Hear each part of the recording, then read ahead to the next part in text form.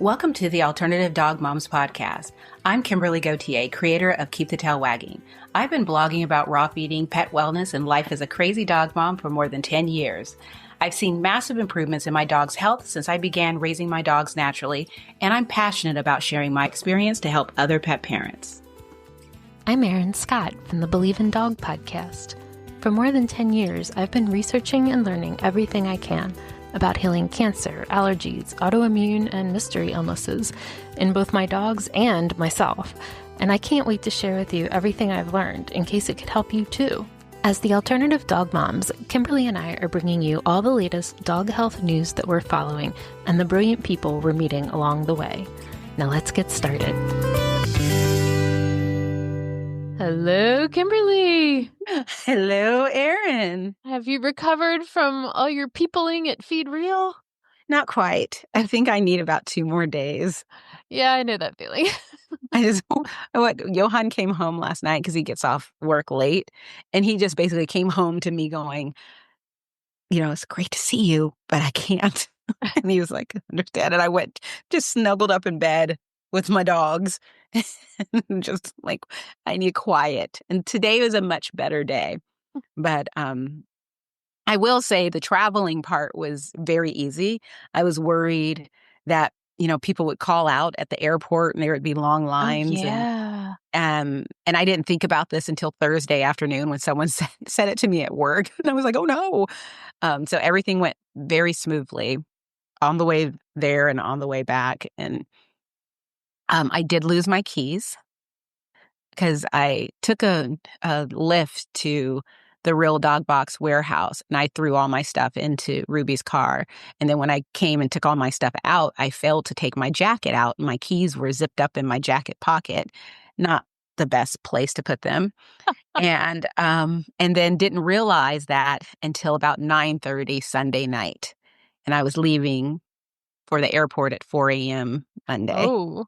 So I texted everybody to say, hey, this is happening. And luckily, Kay was kind enough. Kay, who I kept calling Kate all weekend, was kind enough to get in touch with Turk, because I had Ruby's number, but not Turk. But now I have Turk's number. And he went and looked in the car, found them, drove them to the hotel. And it was like, oh my okay, goodness. Yeah. So that part was good. But the event itself was absolutely fantastic. One thing that Feed Real, they're good for so many things, but the food. I have yet to go to a conference. Actually, the only other conference that I've gone to that had food as good as at Feed Real was and I can't remember what it was called now, but it's the conference that was hosted by Carrie Hyde in Orange County. The spa, yeah. Yeah, the spa. Because she prioritized. That was like something that she said that it was very important for that event to have really good food. And it did. We would be sitting there. And she went above and beyond, because it wasn't like, how breakfast is sometimes muffins and berries and stuff. She had bacon and eggs. And Ooh. she had a full on meal. And we would come to a table with a plate loaded with bacon, and it wasn't cheap bacon. It was delicious bacon. And it was a phenomenal spread. So we didn't have the breakfast, but we did have, it wasn't like the cheap muffins. It was really good pastries. I was more into the fruit because it was like this fig and grape. And I can't remember what other fruit was in there. I think it was like pears mixed together. That was Sounds really fancy. delicious. And then, coffee and tea. And I don't know if this was I feel like last year they didn't have a coffee bar. Like they had one, but it wasn't open on the weekend. This one was. So when they cleared away all the drink stuff, we can still go over to the barista area and get, a coffee or a tea or something else. And, but the lunch, wow, it was so good. It was so good that you had to remind yourself, it's like, I got a few more hours to stay alert and awake. Yeah. So I don't want it, but it's like you want to go back and just load up on another plate because it was so good. Even though, it was so good. Like everything was, the second day it was chicken parmesan, and it was, like sometimes people it's dry, especially if it's catered. It wasn't. The first day was more of a like a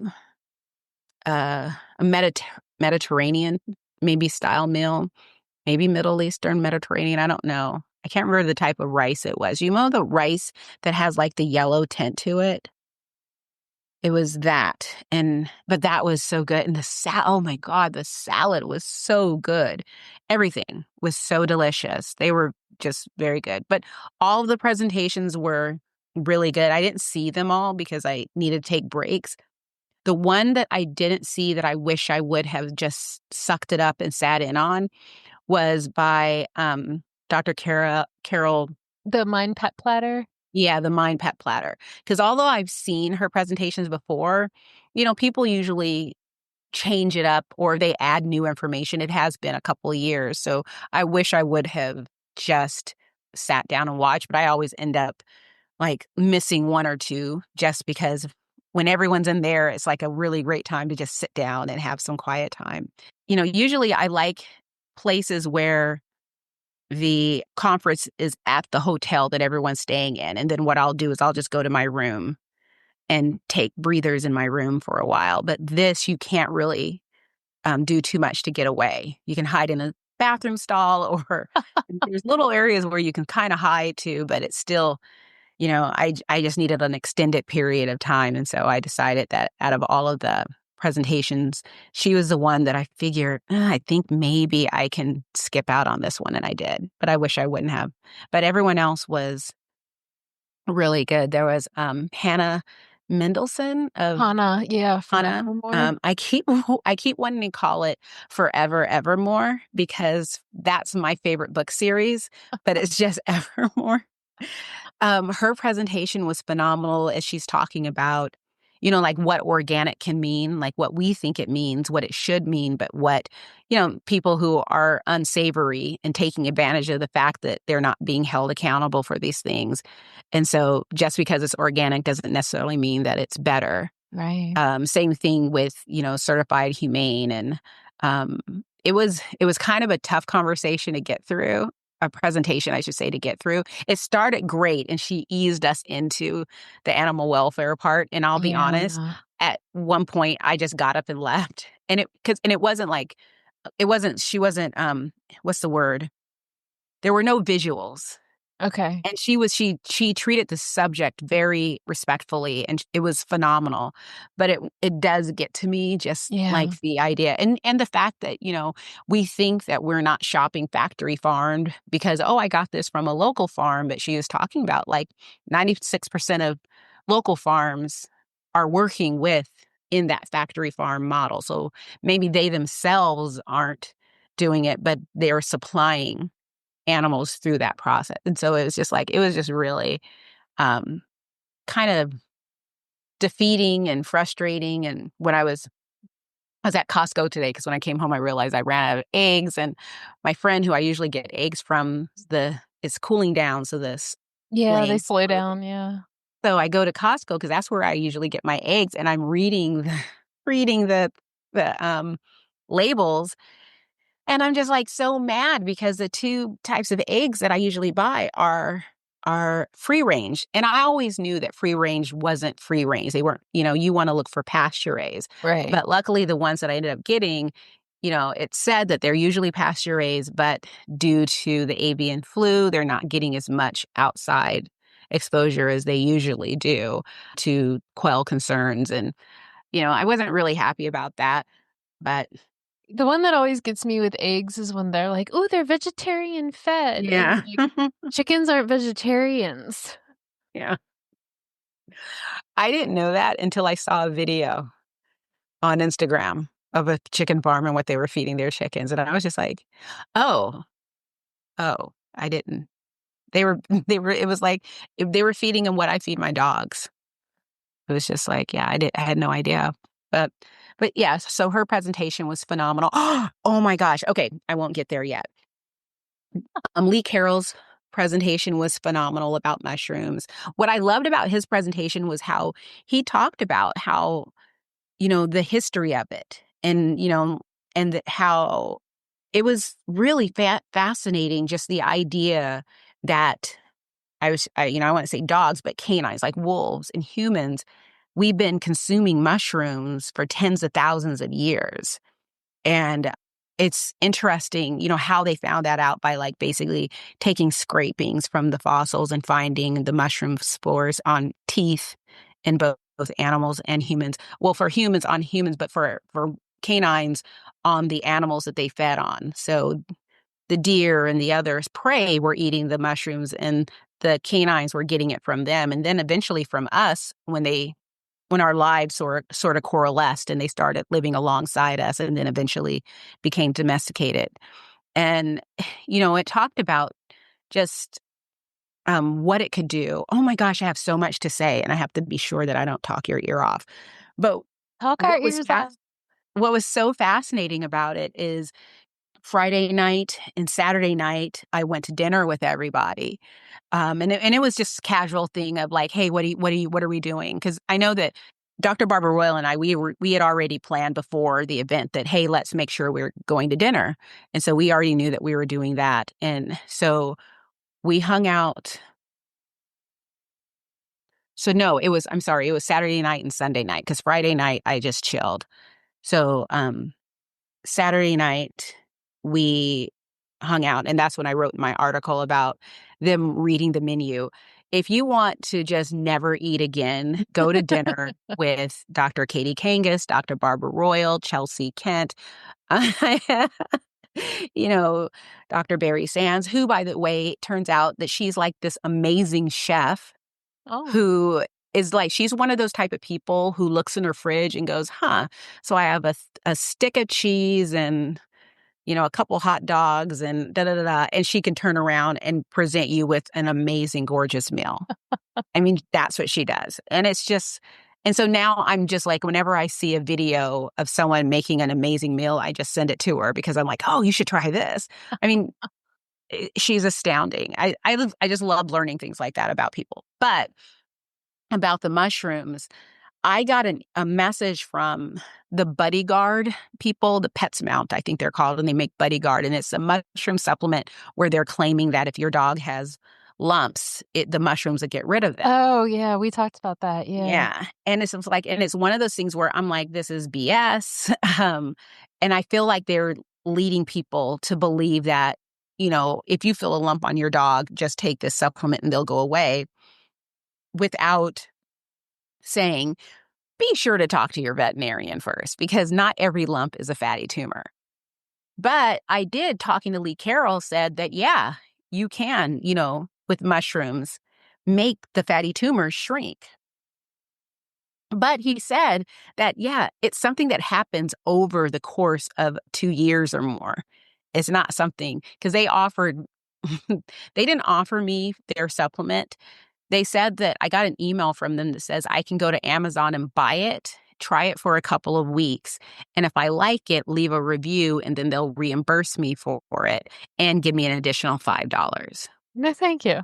So I just don't think anything's going to change in my dog after 2 weeks. And that's kind of what I feel like. But there's also the question of, what else are these dogs doing? So if you are dealing with a dog where they saw this amazing change, is this a raw fed dog where they're not exposed to a lot of toxins and blah, blah, blah? Or is this a kibble fed dog that's doing, I don't know, annual or every 3-year vaccinations and eating junk food and just not living a healthy life? And then they're adding this to the diet, and it's going to be like, oh, the system might really do show something. So anyway, that was interesting to learn. But yeah, his presentation was phenomenal. And I'm trying to think who else was there. I mean, there were a lot of people. Oh my gosh. Yes, the person that I said we need to have on. Dr. Trina Hazza. Yes. She's fabulous. That blew me away. That was probably my favorite presentation was hers. And hers was the first. And it's like, to shoot off the event with that was brilliant, because that was a phenomenal. I was That's the like, tone. I wanted to get on the phone. with people. I wanted to call you and just be like, oh my God, this is what she said. I mean, it was so good. So yeah, I did reach out to her. I was going to ask, did you get to talk to her? Well, I talked to her while we were there. And so I am going to reach out to her and a few other people about coming onto the podcast, including Connor said he would come on as well. Yay! And so, and he and I had great conversations while we were there. He was so much fun. He's so hilarious. His presentation, I called it the presentation where Connor told us we don't have to give our dogs vegetables anymore. And people were like, that's not really what he said. And I'm like, that's what I heard. That's what, because he was talking about how we always look to vegetables for fiber. And it's not it's not the best fiber. I mean, it's fine, but there's a better fiber for our dogs, and it's meat. And it was just kind of an interesting thing where he talked about how, if a dog has diarrhea, give them we're reaching for vegetables to help, and how that actually can make it worse. And it's not the best solution. But his presentation also delved into the myth that, cow farts and burps are destroying the environment. The methane. So we need to stop feeding meat to our dogs. And he just basically brought up the fact that the people who are starting this myth are also people who fly, private jets on a regular basis, as in, if not daily, weekly. And he compared the damage that they're doing to the environment as compared to cow farts and burps. And so that was an interesting discussion as well. But yeah, it was a great event. That's awesome. Yeah. So I know you got to see the Real Mushrooms team. Mm-hmm. I did. It was so hard not to go crazy in the warehouse. Not that they would let me, but you want to. You want to just be locked in there at night, and I'll just crawl out a window with throwing my big bag of treats out before me, because it's just like so much fun, just everything. Yeah, they're just so organized. They had everything together. They were so organized. And the people, there were so many amazing people there. I mean, it was kind of exciting to sit and talk to people, to have these conversations. I did a video yesterday. I posted it last night because I hosted the panel. Yeah. And so the topic panel, of the panel was biohacking. Yes. And I kind of tried to steer clear of the word because no one really understood what biohacking meant. That would have been my first question. Yeah. What does biohacking mean to you? And I was going to ask it, but then I was just like, I didn't want to take up time. Because I had an hour, and an hour can go fast when you're allowing 4 people to say something. I wanted to just get into it. I think I asked 2 questions about kibble, and I should have just asked 1 or none. And I didn't like the fact that, because it's not that I want people to argue.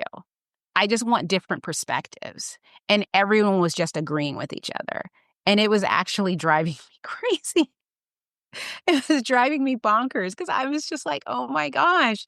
And I was so upset when it was over because I was just like, I should have asked, couldn't get it out of my head. It's like, I should have pushed them because, someone in the audience, because we were waiting, the questions came up on a monitor in front of us, and we were waiting for them to come up, and someone in the audience raised their hand. So it's like, well, let's just do this question to get us started. And she works for a vet clinic, a conventional vet clinic. And, she feeds raw and she does holistic things for her pet. But with them, she's trying to advocate for these things in the clinic, and she's wondering how she can better do that. And I thought that was a good question, but it ended up being more of this kumbaya type of, we need to support each other, and we all got into this because we love animals, and and that's all fine and good. And I was just I hate to say it, but I was so aggravated that everyone was just I was waiting for someone to speak out, but it felt like none of them wanted to say anything against their colleagues. And maybe they also, what they see as veterinarians with other veterinarians, maybe they see a different side of them than what we see. But regardless, my thought was that, don't they see the trends? Aren't they aware? after a while, because I think of my very first vet with Rodrigo, where he said, this is just how dogs are. So clearly he saw a trend of dogs having chronic diarrhea, skin rashes, chronic ear infections, itchy skin, licking their paws. Right, like, does that seem normal? Clearly. So they see that, they've got to see that dogs are presenting with these things all the time, that, you know, that we have a need for so many canine or veterinary oncologists. And granted, I can understand that. I doubt that they have time to go home and sit and scour through studies. But there's got to be a way to ask for a little more accountability, because these are still the people that we're counting on to help us raise healthier dogs. And while I am okay with taking some responsibility by educating myself, especially if I'm going to say, I want to feed my dog this way, then I'm okay with going the extra mile to make sure I'm doing it correctly. I want the veterinarians to do something, to at least acknowledge, and I've spoken to people since then who, where veterinarians, they'll recommend, like, they don't have the experience with nutrition, but they know a veterinarian nutritionist, so they'll refer their clients to them. I've never had anyone offer to refer me to anyone other than to an oncologist when my dog had cancer. So Or, yeah, it's like a just cardiologist or a neurologist or yeah. exactly. Like, I didn't know the damage that, like, putting Scout on steroids would do, and that it wasn't just temporary damage, but it was something that it would take for like, he basically, in the time that he had left, his organs would never recover from being exposed to steroids. No one explained that to me. And that's not something that I would even know to look up.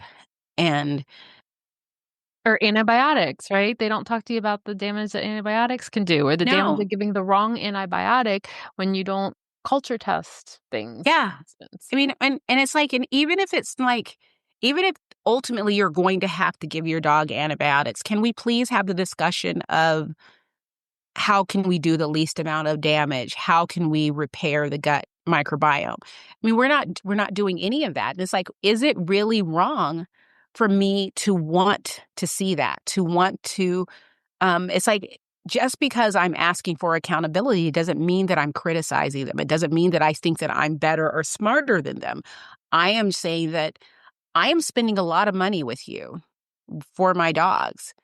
I feel like I'm not getting my money's worth if your answer to everything is antibiotics, steroids, allergy shots, and Apoquel. prescription kibble. Yeah. Right?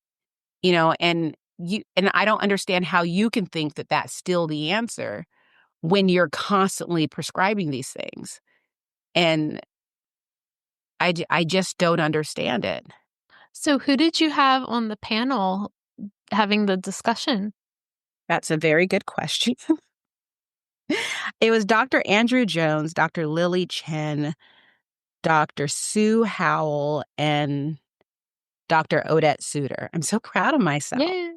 Well, it might have been interesting to ask them, like, well, then why did you get into this kind of medicine? hmm You I mean, know? we did talk about that and a little bit, but I wanted more. I just wanted more.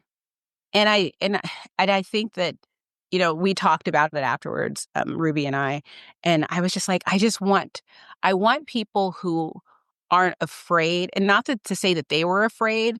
I just think we had a group of very nice, friendly people. I think the most contentious person on that panel was probably Dr. Odette Suter, and she is so not Right, contentious. right, right. So it's just like, I want people up there that aren't afraid to disagree. So, and then the person that I immediately thought of was Brian of Raw Dog Food.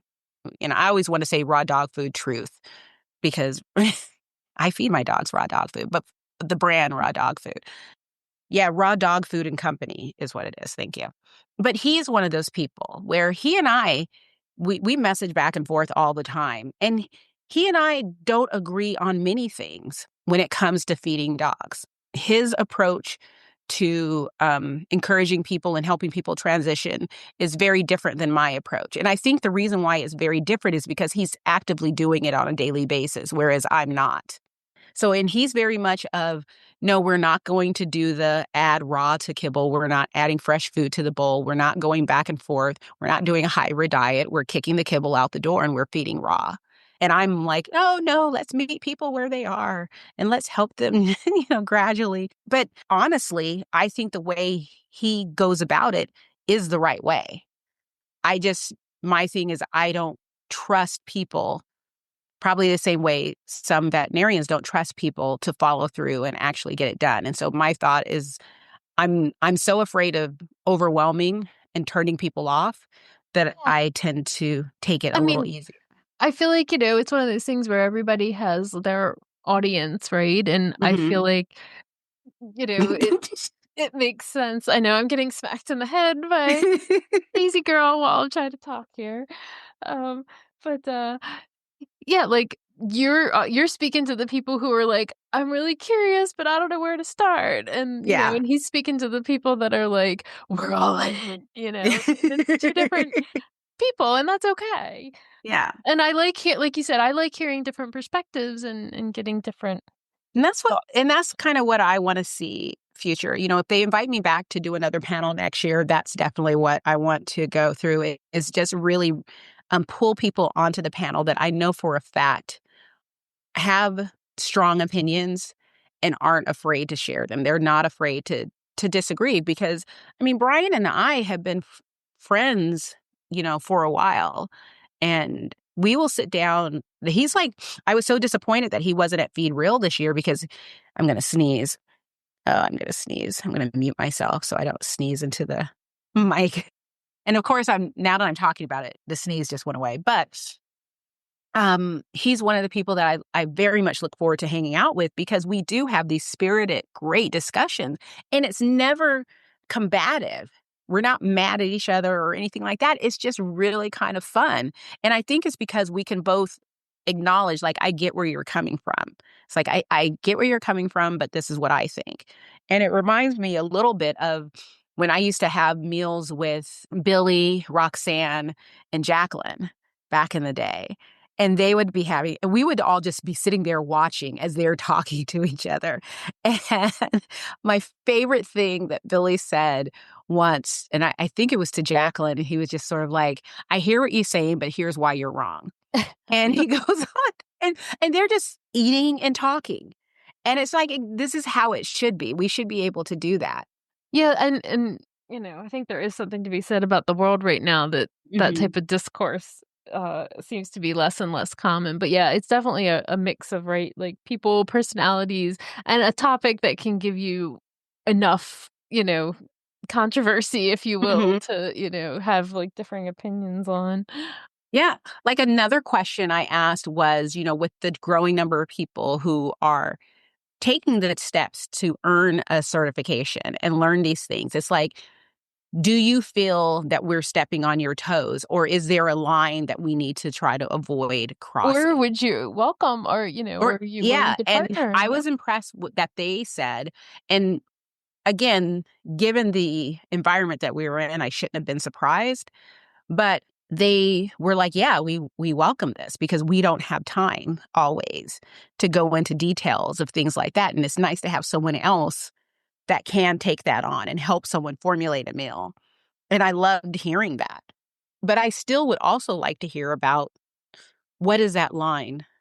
Like, where, and maybe it's a matter of getting someone on the panel or just plain interviewing someone who is part of a veterinarian organization where they know the laws, because that's where I was kind of hoping that would come out too.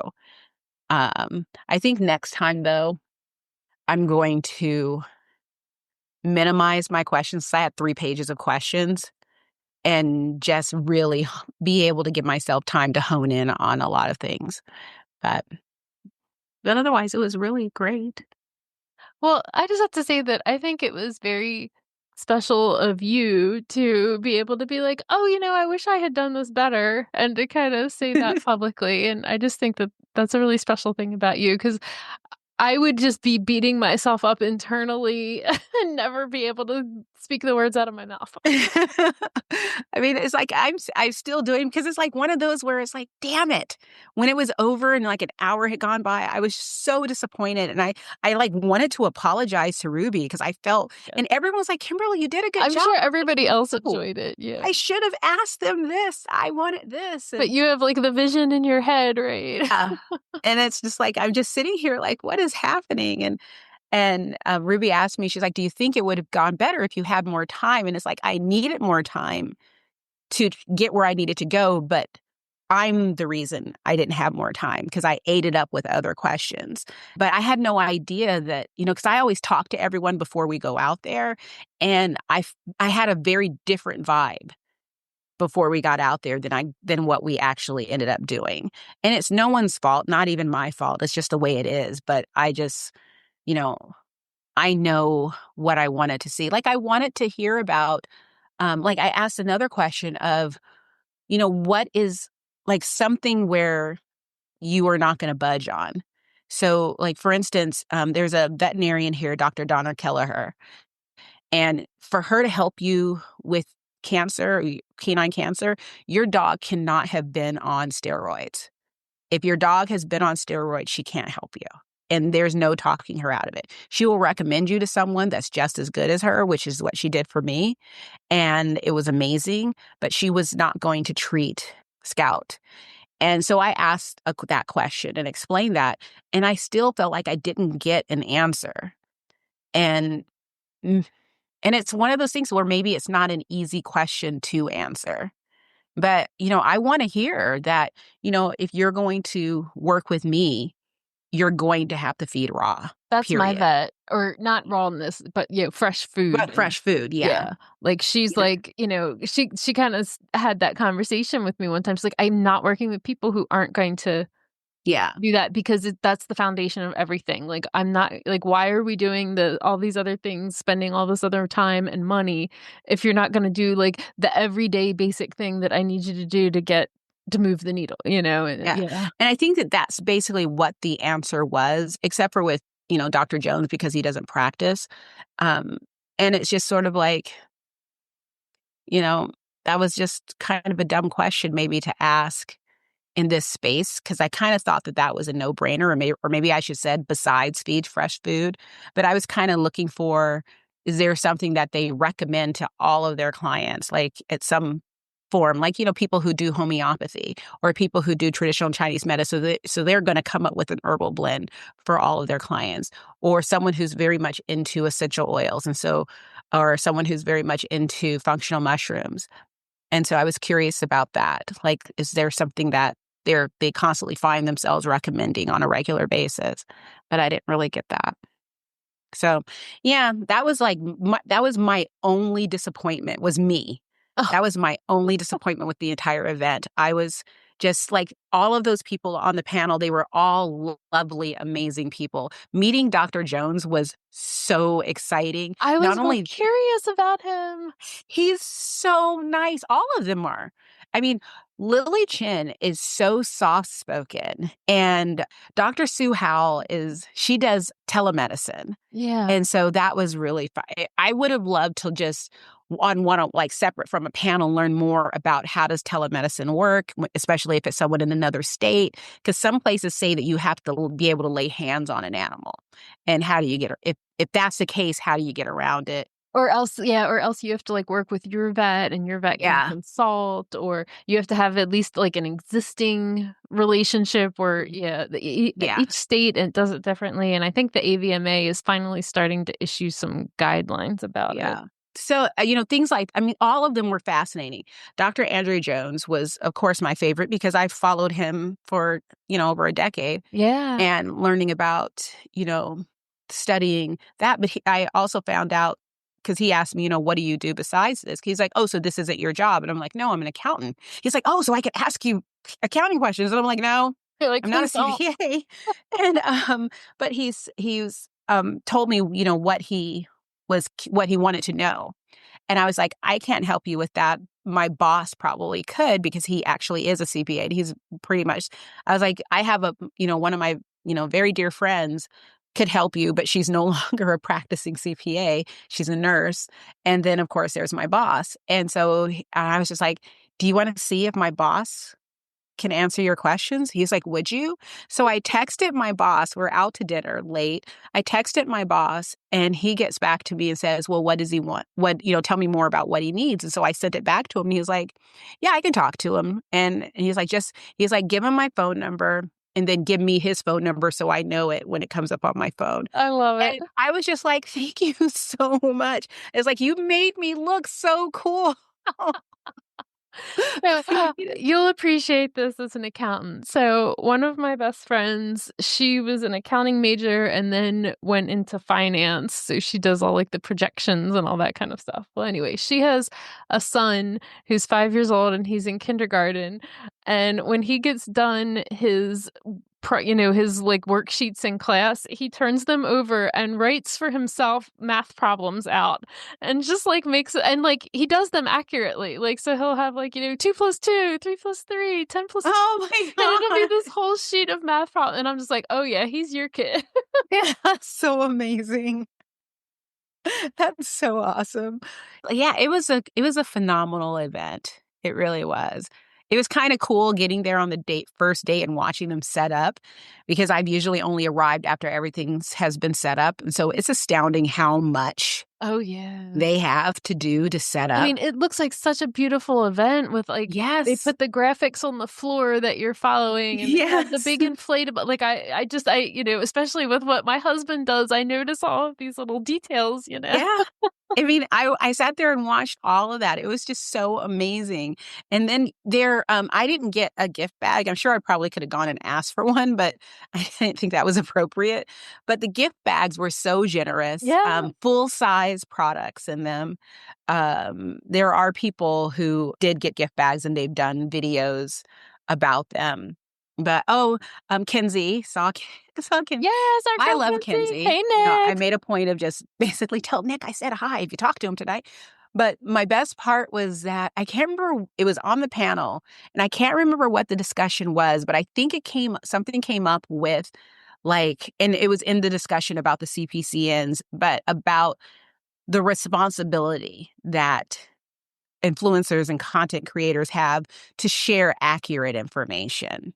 And I just immediately looked at Kenzie and she was looking at me and I was just like, and she was like, exactly. And I was like, kind of like people who suddenly come out and try to convince the world that raw goat's milk is dangerous. Chelsea Kent's presentation was phenomenal. And she sent me her slides. So I will forward those to you. Oh, that's amazing. Hers was really good. I saw something about, it must have been Hannah's presentation that everybody wanted the slides for that. Oh, yeah. I know. Hers was really good. I mean, hers was so phenomenal. Oh, my leg is being humped.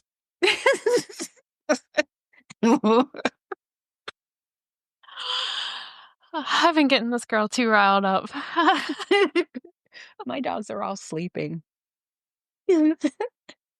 They were so happy to see me. This is why we can't do video, guys, because the whole time I'm just trying to fend off. It's like, well, first of all, I don't feel like doing hair and makeup. I just don't want to. If we ever do videos, then it'll just be this, where a dog is clawing at Erin's face or dragging her out of the camera frame. And I'm occasionally getting up and leaving and coming back. Well, we were talking about doing research, and I found out about a very nerdy tool today, and I just signed up for it. I'll have a link for everybody in the show notes, and it's free. And it's called Zotero. It is your personal research assistant, a free, easy-to-use tool that'll help you collect, organize, annotate, cite, and share research. And you can connect it to your PubMed account, and you can have it look for certain studies containing certain terms, and it'll pull things all together for you. Oh my God, the possibilities are endless. I know, I just found it. So, very excited. I know. Well, it's funny because one of the things that Dr. Connor Brady touched on was ChatGPT. And I use ChatGPT. I love it. I think it's phenomenal. Me too. It is For certain truly, things. yeah, it is truly absolutely phenomenal. And I was like, and then, yeah, if you're using it correctly, if you're using it to replace your work, then it's not so phenomenal. But I did a test run of that for something with that I did at work, and I had Hmm. put a bunch of time in, and I was like 2/3 of the way done, and I was like, could I have done this quicker if I had chat GPT'd it? No. And No. is that well, that's just it, is that I'm trying to think. I mean, I know that there's another thing that's probably similar, but with ChatGPT, you have to be very specific. I mean, it's like probably talking to like an assistant that has no idea what you're doing or anything. You have to be I very have been in specific that about what you situation. want. And you have to That's hope exactly what it's like. and you have to hope that it gets it to you because it'll make stuff up. I mean, I ChatGPT is similar to social media algorithms where it gets to know you and it gets to know what you want and it'll start delivering it to you. So you cannot just assume that everything that it says is correct. So what I use ChatGPT to do is I'll write something and then I'll put it in there and just say, can you make this better? Like, Yes. clear out the grammar errors and things like that. So that's a really great thing to do. If I want, when I'm doing captions for social media, same thing, but I'm telling it, this is what I want it to do. And then if it's wrong, I'm like, no, it needs to do this. And, because ChatGPT has told me that garlic is toxic for dogs. It's told me that raw bones are, and I've had to like, well, no, this is good, it's not 100%. And it's funny because I feel like people are afraid that people are going to just like bloggers, just going to start using ChatGPT, and it's like, you know, if no one's reading their stuff, it's fine. But if anyone is reading their stuff, someone's going to be like, yeah, this isn't right, especially because it will cite studies. It'll say studies say. And then you're like, well, what study says? And I don't know about Chat. I haven't actually had this experience with Chat GPT, but I have had it with other AI apps where it'll tell me about studies saying, and I'll ask them what studies. And then they're like, well, I can't give you because, they're not able, like that particular app isn't able to search the internet to go and find the study and bring it back and tell you. They're not able to do that. But it's telling you that, studies say. So that was something that Connor Brady brought up in his thing is that, this isn't, because I mean, I did the recipes with ChatGPT and they were supposed to be balanced to, I think, to NRC. They were not one of them. Yeah, I had a funny experience where I uploaded a chart. Like, this is what I'm doing. This is what I want. Let me send you 30 pages and just make it all look like this.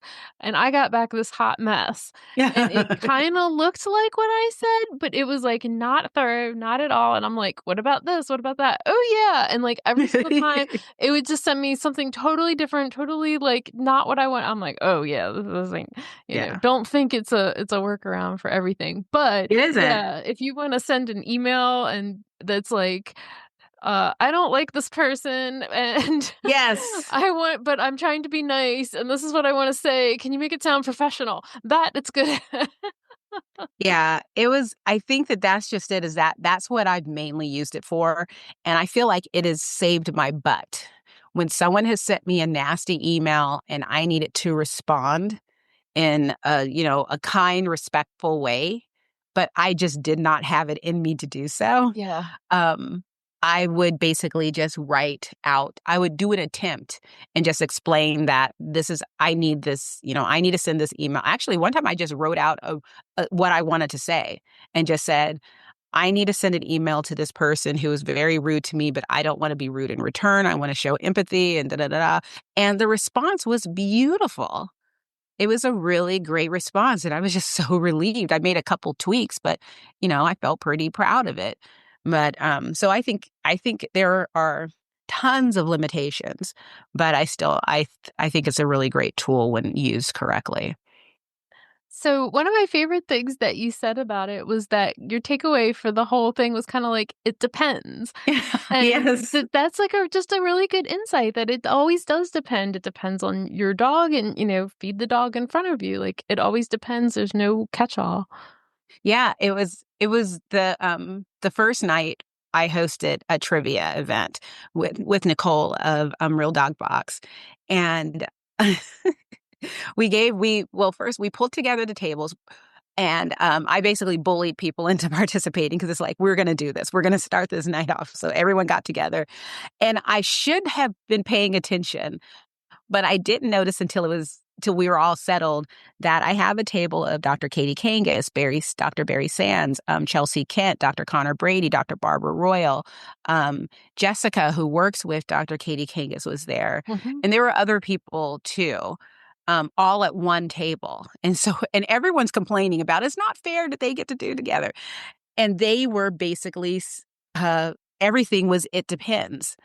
And the question that just comes to mind first, because it was the first question, was which of these are secreting organs? And it was multiple choice. So it was heart, spleen, lung, or none of the above. So you would think spleen. Yeah, that's what we were looking for, was spleen. But they went on to start explaining what heart secretes, what lungs secrete, and it's going.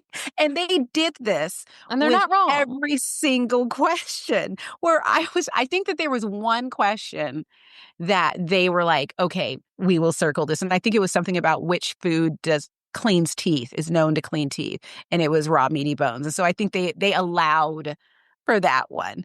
But it was just like they had something to say, and everything was, well, it depends. Well, it depends. And Dr. Kangas told a story about how when she was in school, she had this teacher that that's what he would say.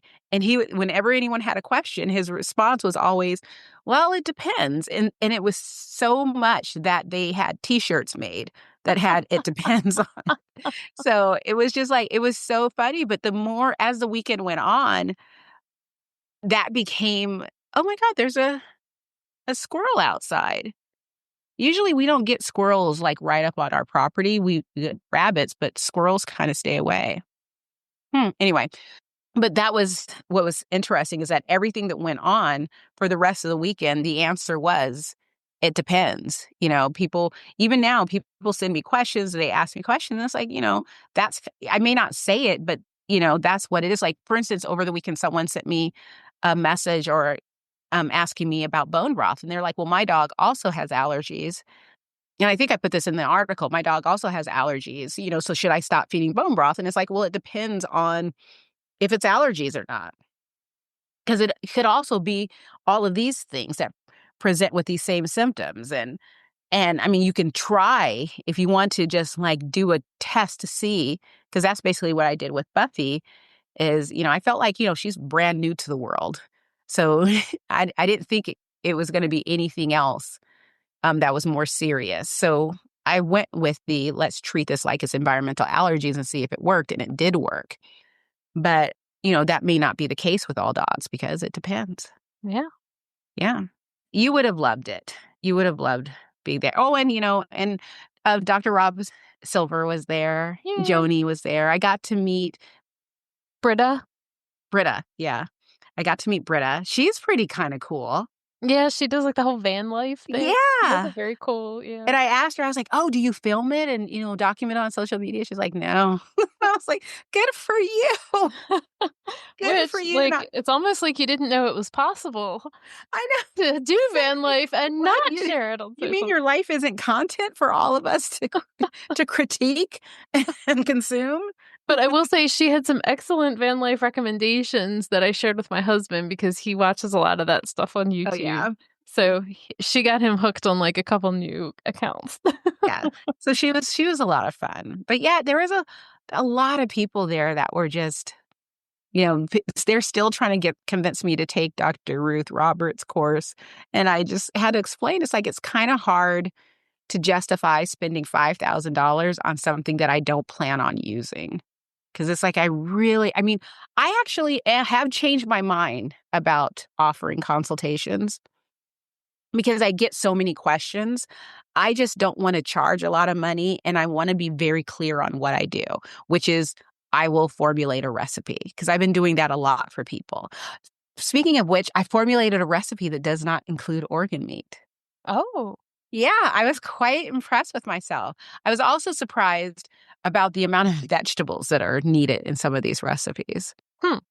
So, but Well, we yeah, have to ask Dr. Connor Brady I about know. I that. have to ask Connor Brady. It's like, so yeah, his presentation is always really good. Have you seen him speak at one Not of the live. yeah, it's funny because I was teasing him about his Facebook posts and how long they are because it's like, good gravy, man. And then he gave me a hard time about Grey's Anatomy. He's like, I'm so sick of it. He's like, I keep getting these notifications that you spoke about, you liked something or you commented on something about Grey's Anatomy. He's like, gosh, stop it. I don't care about this. I'm not in any way interested in your thoughts on Grey's Anatomy. And I was just like, I can't believe you're being so mean to me. But it turns out his wife is very much into Grey's Anatomy too. And it's funny because I I didn't realize I talk so much about Grey's Anatomy until this event. And it's not that it came up all the time, but it came up enough that That you're like, oh, clearly people understand that I love that show. And it's funny because people were asking me, but aren't they coming into their like 21st season? And I was like, I don't know. I only watched it to season 13. And some people were like, if you know, you know. And it's just like, and a couple people asked, like, why did you stop watching it? Why is it only season 13? And if anyone is listening to this and is curious, the answer is because the show went from addressing issues to preaching about issues. And mhm. that's like a big deal to me. And I just had you know, yeah, it was just too much. So I watch up to season 13 and then I rewatch. And I get it. I rewatch shows because I like knowing what's going to happen. It's my I've comfort. heard that that's a thing. Yeah. Yeah, I love it. Except for, there are a few shows that I watch. Like I'm getting back into what's her name? Elsbeth? Elsbeth. Yes. That show is, how can it be so good? And I'm so into it. And I was so upset when I thought her son was going to break up with his Yeah. boyfriend because they were and she and her son's boyfriend were so cute with their little ET finger touches and stuff. I mean, I love that show so much. Do you watch High Potential also? I did. Is it back? Yes. Yeah. Yeah. Like, if Tim ever leaves me, it'll be for her. He's Yeah. obsessed with that. That's like exactly how his brain works. I love it. I love that show. I love what is this? The guy? Oh, Will Trent. Will Trent. Yeah, Yeah. Will Trent. So it's like those are the shows that I really I enjoy those three shows. There are other shows. I actually don't think that there are other new shows that I watch. I think I watch those three shows as new shows.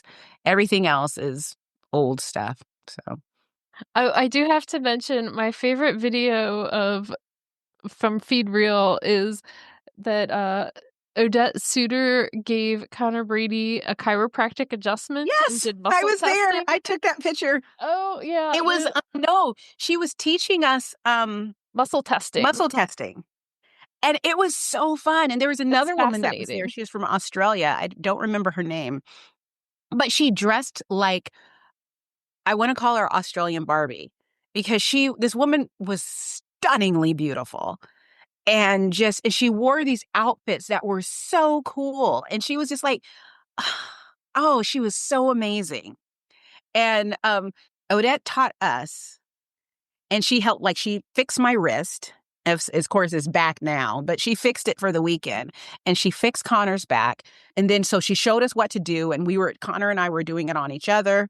And then it was just like, and then we got excited because she was talking about how you can use it to test supplements and figure out Yeah. if it's supplements. So I ran inside and grabbed every supplements from everyone's table. And was just because I was just like, we're muscle testing outside. And they're like, yes, take supplements. And so we did that. And then so this woman was there. And so we were both going to test on her. And she was so freaking strong. We could not get her arm to go down. And Odette was like, yes, you can. And she's just like, see, right here. And we're like, no. It's like we could not figure it out. But it's not, it's very simple, but not, if that makes sense. It's one of those things where if it didn't happen or if I didn't experience it, because I usually am woken up several times a night with pain in my wrist. Hmm. And for the weekend, it just wasn't a thing for the rest of the weekend. Wow. It didn't bother me at all. And it was very interesting just to like little steps. And I wanted to do it to Johan because it's like anyone is like, oh, this is just woo-woo, would probably be like, oh, here we go. But it worked. It truly, truly worked. I have heard that it worked. Poppy, when we had Poppy on, I knew she's big on that. Yeah. It was, yeah. So it was funny. So yeah, I took pictures. That was a good picture. There's another picture. That's my funny picture of the muscle testing. I did send them both to Dr. Brady, but I'll share the other picture with you because it's pretty darn hilarious. Well, there's a whole video on Facebook. I'll post it for everybody. Oh my gosh. Well, I was trying to think are they coming back next year, Feed Real? Yeah, they plan to. They were selling it, do the VIP tickets, I think, or maybe the early bird, I should say. Tickets were $99 All right. when we were That's on awesome. Sunday. I don't know if it's still going on right now. But so yeah, they do still plan on. I mean, I think I just think it's a really amazing event. And I'm really grateful just to be invited back to do it. It's a lot of fun. And the people, it was a really lot of fun. I spoke to this gentleman, and if I had my business cards, I'd be able to give these people shout outs. But he is from India. He's a holistic veterinarian. And I think I don't know if he said if he did it in LA or at one point in time he was in LA. But he came afterwards and was like, had very strong opinions about why veterinarians don't do holistic. And he just basically said that there's no money in it. And he was like, you have to understand that the pharmaceutical and veterinarian education industries have basically set up veterinarians so that they own them for the rest of their career because they're taking out all of these loans to go to school. He's like, I've known people that have taken out like upwards of $1 million in loans to get education, and now they have to pay this back. And you just don't make money with holistic medicine. He's like, if you're curing everyone who comes into your clinic, he's like, you make money on people coming back. And then you have these pharmaceutical companies coming in. And he was just like, and he was sort of like, and, with that situation where you have to pay bills, you have to pay overhead, you have a clinic because you want it to be big so you can start paying these bills down. And he was like, it becomes easier to convince yourself that what they're saying is true, that holistic medicine is wrong, is dangerous, and all of that. Fresh food is dangerous. It becomes easy to convince yourself of that. And then on the flip side, he's like, he knows holistic or people who claim to be holistic veterinarians and are using that title to charge people out the wazoo and are still not giving them the results that you would expect. And so he's like, he's met with people who have drained their savings to save their dog, and their dog is still sick. And then, a couple visits with him, and their dog is now better because he actually is practicing holistic medicine. And so he says there's a lot of that out there as well, where they're just, people who aren't, who are taking advantage. And it was just kind of just a disappointing and bummer take on what's going on. I mean, I know this isn't across the board, but it's based what his experience is and what he's seen. And it was just kind of just a bummer take on it. Well, it's interesting. I spoke to someone recently, a veterinarian, who was disappointed at the number of vets who are seeking acupuncture training. Mhm. Basically, they're conventional vets who are like, oh, well, it's another revenue stream. And they're not interested in learning like the traditional Chinese medicine philosophy and, the diet and the herb and the real medicine behind it. But that it's just, oh, well, people will pay for this and, I want to learn it kind of thing. And I was just like, Yeah. well, that's a depressing sentiment. Yeah. Well, because I mean, traditional Chinese medicine is so much about energy. And if your Yeah. energy going into it is Is cha-ching. then you're not gonna have the results. That's the other thing is he talked about the fact that people are putting money and ego ahead of the pets. And so he's like, "That's why you're seeing a lot." It smacks of truth, especially the pharmaceutical side. I mean, why look for the reason why a dog has allergies when you can just give a dog Cytopoint injections? I mean, and it's not that I'm against Cytopoint injections. I'm just against them as the cure. I see them as Because it's something to not a give the dog. cure. Yeah, It's you a give some dogs some suppressant. relief while you then find the underlying cause and do some corrections, and that's what's just kind of a bummer to me. But it was kind of, or I shouldn't say kind of, it was very much exciting and refreshing to talk to a veterinarian that spoke like that. Especially after being on a panel where everyone was just like, "Oh, we gotta come together. It's not us against them." And I agree with that as well, but it was just sort of like, I think we can still start having some serious, honest conversations about what's going on in the state of pet health today and that doesn't mean that we have to be on different sides, and it doesn't mean that we're sowing division. It just means that, at some point in time, we need to say something's wrong. Well, and that goes back to our conversation last week about all the tons of corn, that there's more corn being used in pet food than Mhm. meat. Yeah. So, that was Feed Real. All right. I want to make it out there one of these years. Oh, I know. Oh my gosh. Well, thank you so much, guys. We'll be back next week. Thanks for listening.